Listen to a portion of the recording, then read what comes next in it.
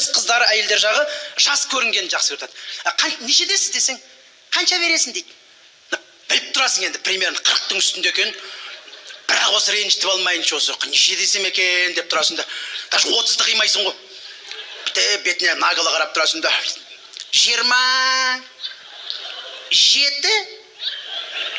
27 дейсіз бе? Десең бітеді. Дәрсүй деп айтады деп қуанып қалады ғой кәндір. Жас көрінгенді қалап тұрады. Негіз айтады, өмірде әйел адамның қазір шығам дегенмен еркектің қазір келем деген екеу бірдей екен. Әйелдер үйден шығып болмайды, біз еркектер үйге келіп болмаймыз.